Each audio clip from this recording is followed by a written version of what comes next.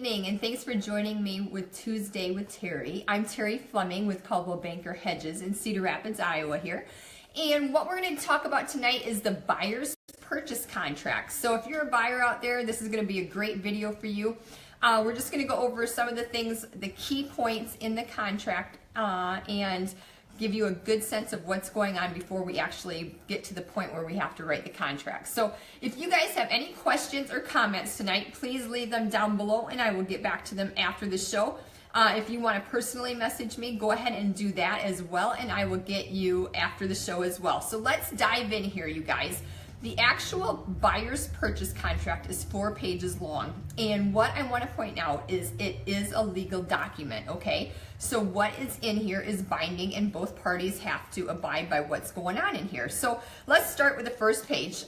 First thing is the purchase price. You guys, as the buyer, get to offer the seller whatever you want to for the house. Now, right now with the market, it is a seller's market. So let's take, for example, if the house has just gone on the market, maybe it's been on the market a day, it's in great shape, it's very clean, and they've had 6 or 7 showings, we probably want to go in at full price or maybe even above, depending on the circumstances, okay?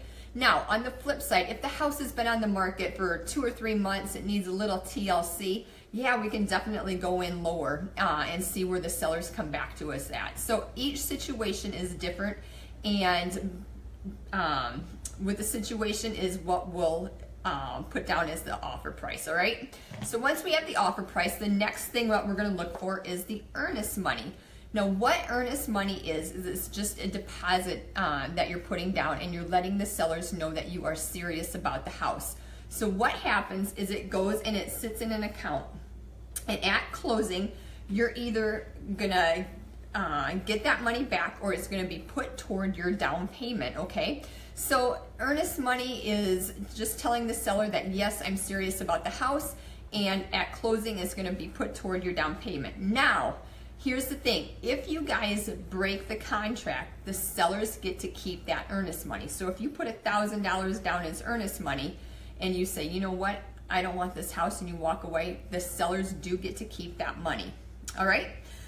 Next part of the contract here goes into the mortgages and where you got pre-approved from. If you're going to get a VA loan, a FHA loan, a conventional loan, or a USDA loan, we have to put that all in the contract so the sellers know that number one, you're pre-approved, and number two, they want to know kind of what is going on in terms of the loan and everything. So all of that does go in the purchase contract, and that's one of the things that I do tell my buyers is we got to get pre-approved right away, because we have to put who you're going to go with as a lender in this contract, okay? So the next part is the lender. We talked about that. Next part on page 1 is actually, it's called Other Financing Terms and Concessions.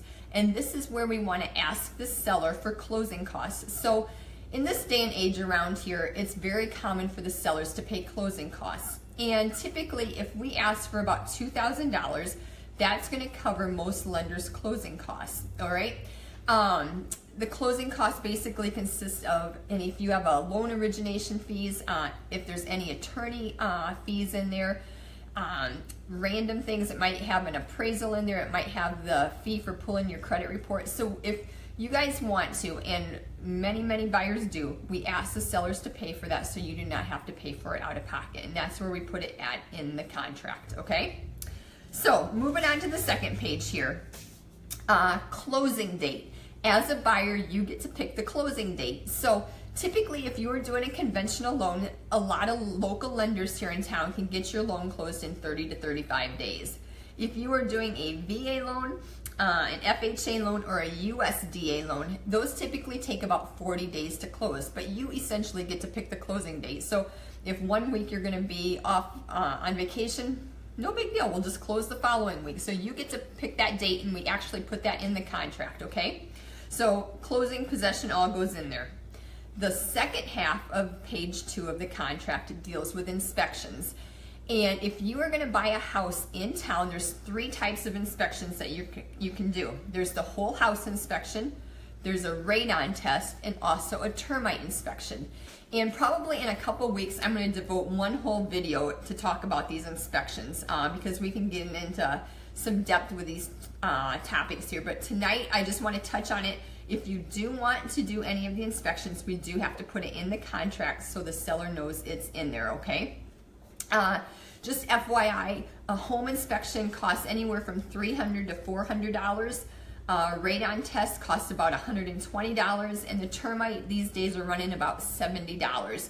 They are due at the time of service, so if you do want to do one of the inspections, all of the inspections, none of the inspections, like I said, payment is due at the time of service, okay? And again, we'll kind of get into this in a future video, but some of my clients want to do all three, some of them don't want to do any at all.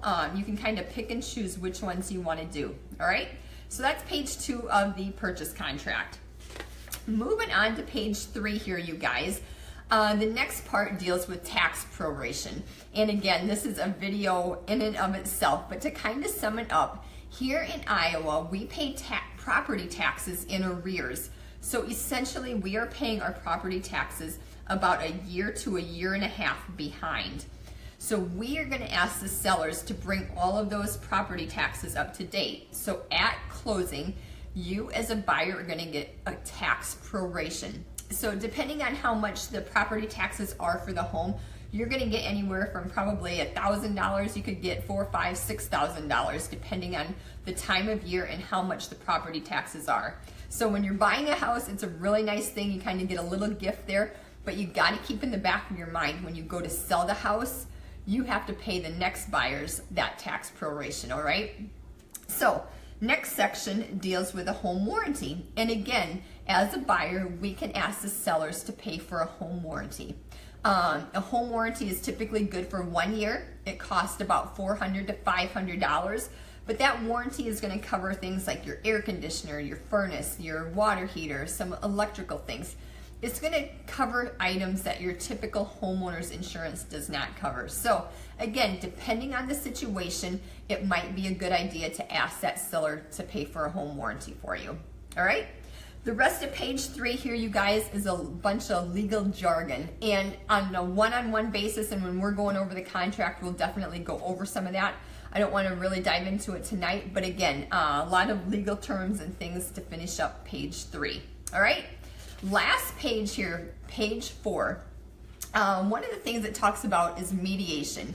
And what it basically sums up is it's trying to kind of squash any future problems. So let's say an issue did arise between you and the seller. Basically, you are going to agree to go to mediation before you start suing each other. And I've never had this happen to in my career, so knock on wood.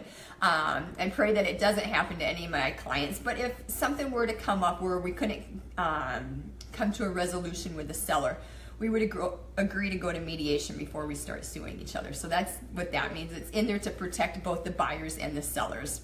All right. Next part, we are going to do a final inspection of the home, and that's in the contract here, and that's just letting the sellers know that probably the day before closing or maybe the morning of closing, we're going to go through the house, and we want to make sure that if they are supposed to leave all the kitchen appliances, that they left the appliances. We're going to check that the water's running. We want to make sure that all of their possessions are out of the house and that there's no garbage lying around and things like that. So we want to do that final walkthrough. Make sure that the house is the way it's supposed to be before we go sign all the papers to make the house yours.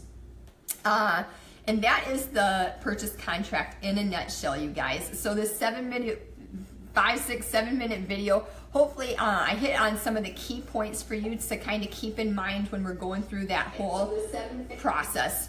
That wraps it up, you guys. Thanks for joining me tonight. If you have any comments or questions, please leave them below. If you want to privately message me, please do so.